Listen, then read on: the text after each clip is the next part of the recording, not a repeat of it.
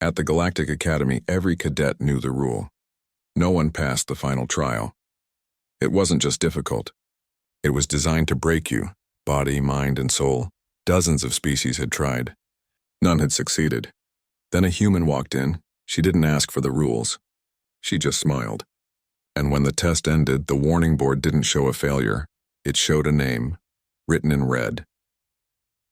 The wall of the defeated, the crystal wall, stretched 15 meters across the memorial hall of the Valorian Combat Institute, its surface gleaming under the cold white lights that never dimmed. Commander Kale Thorne stood before it, her reflection ghosting across names etched in 43 different scripts and languages. Each name represented a cadet who had entered the Nightfall Protocol simulation. Each name represented someone who had emerged, changed, diminished, or broken. 1,247 names.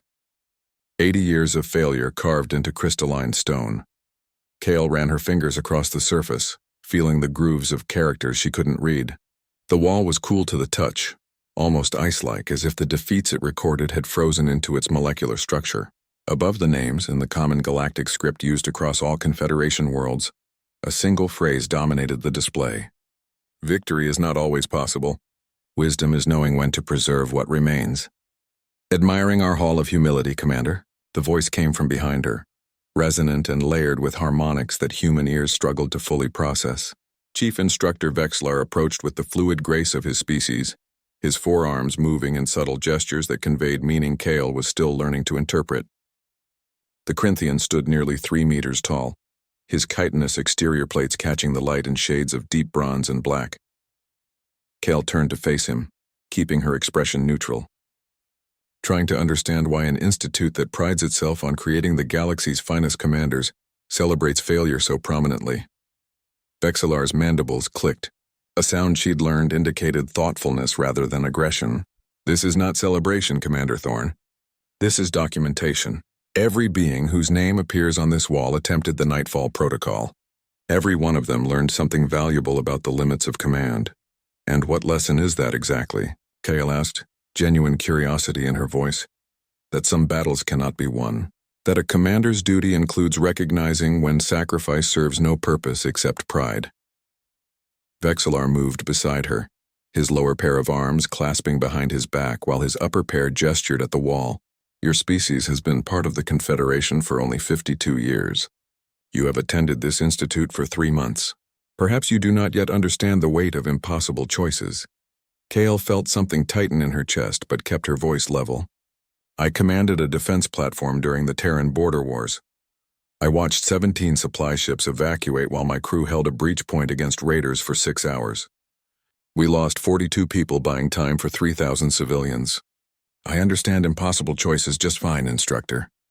The memorial hall fell silent except for the gentle hum of the environmental systems. Several other cadets had been observing from a respectful distance, their attention now fully focused on the exchange. A reptilian Drin cadet, her scales shimmering with nervous color shifts, watched with wide golden eyes. Nearby, Jakara, an insectoid instructor whose species had been spacefaring for 3 millennia, made a chittering sound that the translation implants rendered as interested surprise. Vexlar's 4 eyes studied Kale with an intensity that felt like being scanned by targeting sensors. Then you understand why the Nightfall Protocol exists. It teaches commanders when to retreat, when to accept casualties that preserve the Force, when to choose the lesser evil. And in 80 years nobody has passed this test? Passing is not the purpose. Understanding is the purpose. Vexlar gestured toward a doorway at the hall's far end. The simulation chamber awaits any cadet who believes they have wisdom to gain from the experience. Most species send their cadets through it near graduation. Your species has only sent 7 cadets to this institute. 3 attempted the protocol. All 3 transferred to different career tracks afterward. Kale turned back to the crystal wall, studying the distribution of names. She noticed clusters from certain species, sparse entries from others. The Corinthians had over 200 attempts logged. The Vin, those ancient philosopher warriors, had 93. Humans had exactly 3 names tucked in the lower corner like afterthoughts. What happens to cadets who attempt it? Kale asked. They experience a scenario designed to be unwinnable. A civilian station under attack by overwhelming forces. Insufficient time to evacuate. Insufficient resources to mount a defense, no reinforcements available. They watch people die. They make choices that save some at the cost of others. They learn that command sometimes means choosing who lives and who doesn't, and that sometimes the mathematics simply don't allow for everyone to survive. Sounds traumatic. It is meant to be instructive. Trauma is merely a side effect of confronting truth. Vexlar's mandibles clicked again. 47 cadets required psychological intervention after their attempts. 16 transferred out of command tracks entirely. The rest continued their training with, we believe, a more realistic understanding of leadership's burdens. Kale walked slowly along the wall, her boots making soft sounds against the polished floor. She reached the section where human names appeared. Lieutenant Marcus Chen, Ensign Sarah Okonkwo, Cadet First Class David Reeves, each name followed by a timestamp and a notation in medical shorthand she couldn't fully decipher. I want to attempt the protocol, Kale said quietly. The memorial hall erupted in whispers. Universal translators struggled to keep pace with exclamations in a dozen languages. The Drin cadet's scales flashed warning colors. Even Jakara's steady clicking accelerated into what might have been alarm. Vexlar's forearms moved into a configuration Kale had learned meant serious concern. Commander Thorne, you have been at this institute for 3 months. You are already excelling in tactical theory and strategic planning. There is no requirement for you to attempt this simulation. Most cadets wait until their final year if they attempt it at all. How do I register for it? You write your name on the wall, Jakara said, moving forward with the clicking gait of her species. You acknowledge that you understand the simulation's purpose and accept the psychological risks. Then you enter the chamber, and you learn what every other cadet before you has learned, that some problems have no solutions. Kale met the insectoid instructor's compound eyes, seeing her own reflection multiplied across hundreds of facets. Where do I get something to write with? Vexlar produced a crystalline stylus from a compartment in his equipment harness. He held it out but didn't release it immediately when Kale reached for it. This is not courage, Commander. This is curiosity about pain. There is a difference, maybe, Kale said, taking the stylus. Or maybe my species just hasn't learned when to stop trying yet. She approached the wall and found an empty space below the last entry, a Tessic cadet who had attempted the protocol 6 weeks earlier. The stylus felt warm in her hand, its tip glowing faintly as she pressed it against the crystal surface. She wrote her name in careful letters, the strokes leaving luminous trails that faded to permanent etchings within seconds. Commander Kale Thorne, Human, Terran Defense Force, Valorian Combat Institute, Advanced Tactical Command Program, the 1248th name. She stepped back, studying her addition to the wall of defeats. Around her, cadets from a dozen species watched in silence, some with concern, some with curiosity, some with what might have been pity. When can I begin? Kale asked, returning the stylus to Vexlar. The Corinthian instructor's mandibles moved in a pattern she couldn't interpret. The simulation chamber is available now. Other cadets are welcome to observe from the monitoring gallery. It has become something of a tradition. Perfect, Kale said. Let's get this education started. As she walked toward the doorway Vexlar had indicated, she heard the Drin cadet whisper to a companion, her translation implant rendering the words in soft tones. Humans never understand the lessons until it's too late. Kale smiled but didn't turn around. Maybe that was true. Or maybe humans just had different ideas about what too late actually meant.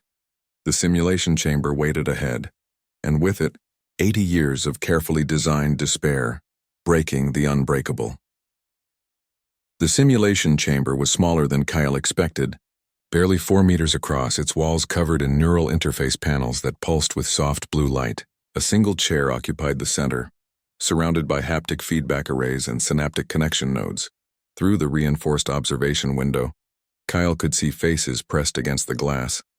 At least 40 cadets had gathered to watch, their curiosity overriding their training schedules. Vexlar helped her into the neural interface harness, his forearms working with practiced efficiency to secure the connections. The simulation will feel completely real, he explained, his voice taking on the formal tone of someone delivering required safety warnings. Your mind will interpret the sensory data as genuine experience. Pain receptors are limited to 20% of actual sensation, but emotional responses are unfiltered. You can exit at any time by speaking the command word surrender. No shame attaches to withdrawal. Understood, Kale said, settling into the chair as the neural crown descended onto her head. She felt the familiar pins and needles sensation of the connection establishing itself, her consciousness expanding to touch the edges of the simulation's architecture. The scenario begins in medias res, Vexlar continued. You will assume command of Sanctuary Station during an active crisis. Your decisions from that point forward determine outcomes. Remember, Commander, the purpose is not victory. The purpose is understanding. Kale closed her eyes. Let's find out what I understand. The world shifted. She stood on the command deck of Sanctuary Station and everything was already falling apart.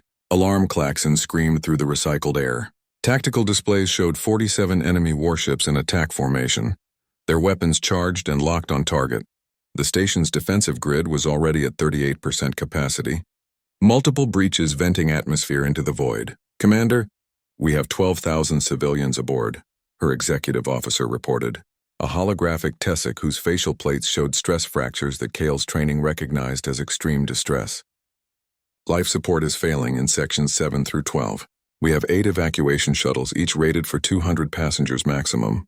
Even with overloading, we can save less than half. Kale's hands moved across the command interface, calling up systems reports. The numbers were brutally simple.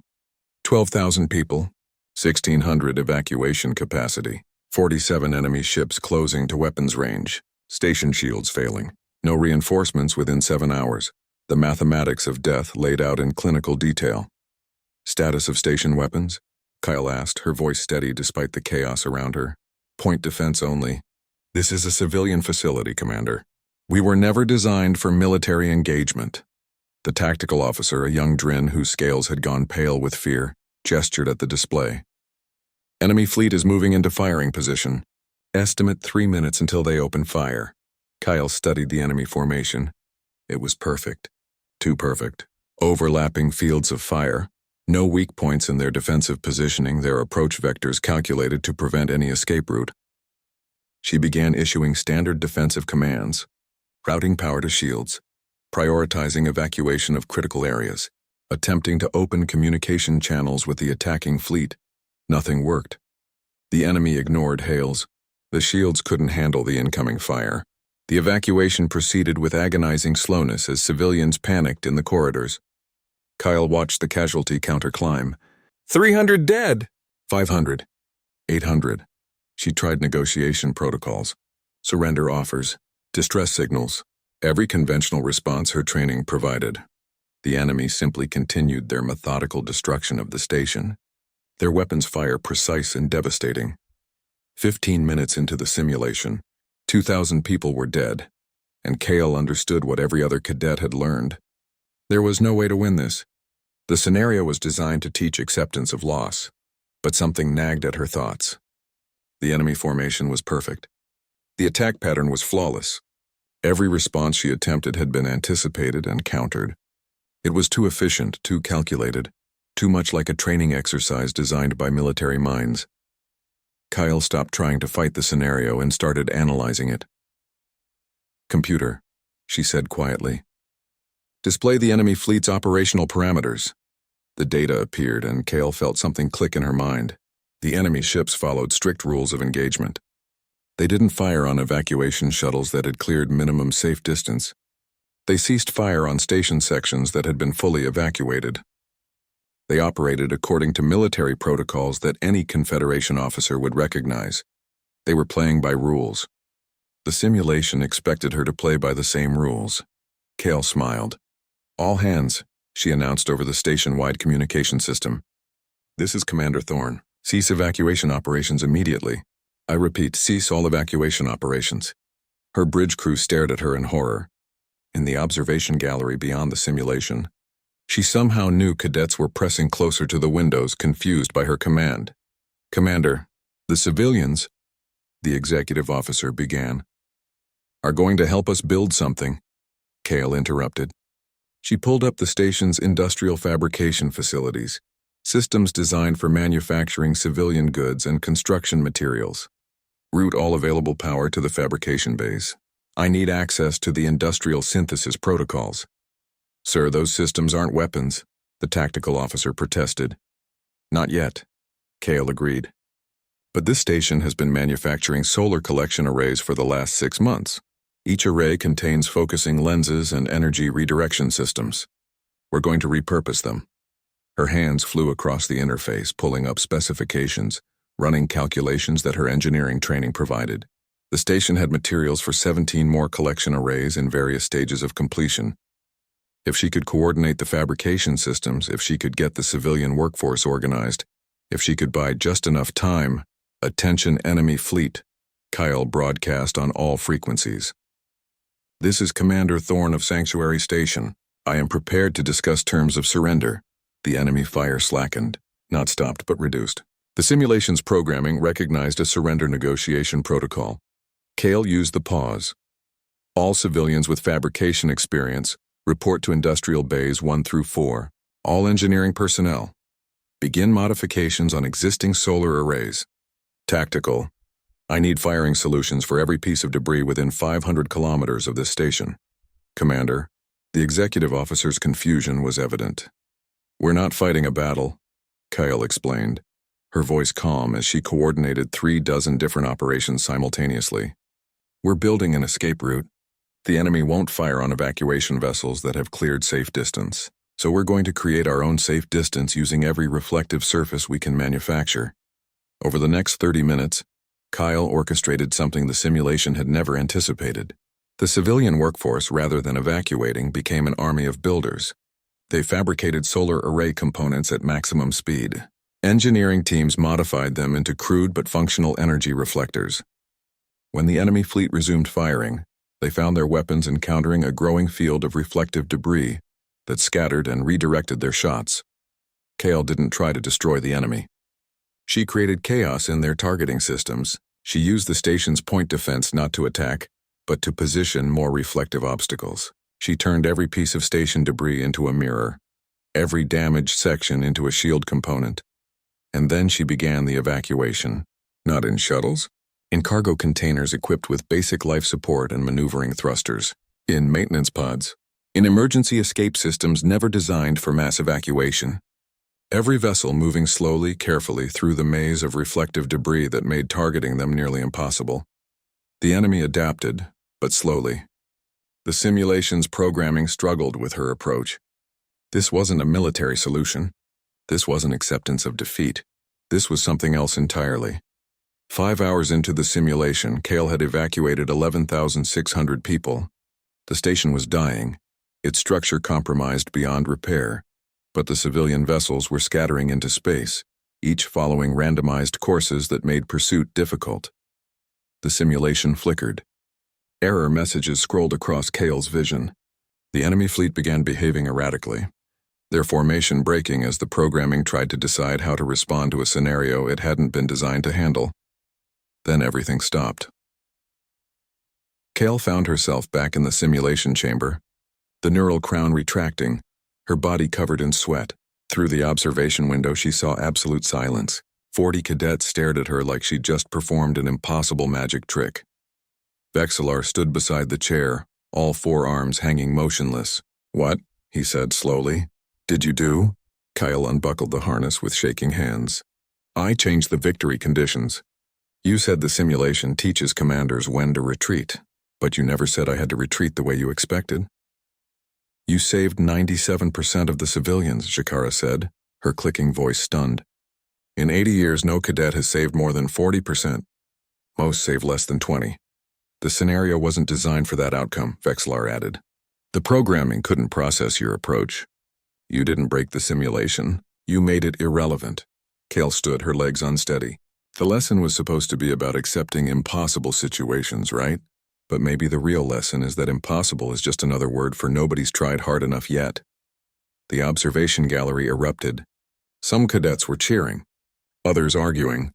Instructors were already pulling up simulation logs, analyzing what Kale had done. Vexillar guided Kale toward the door, his mandibles moving in patterns she'd never seen before. "Commander Thorne, you've created a problem. If other cadets attempt your approach, then you'll need to redesign the scenario," Kale said. "And they'll need to find new solutions." "That's not a problem, Instructor. That's progress. Comments for next."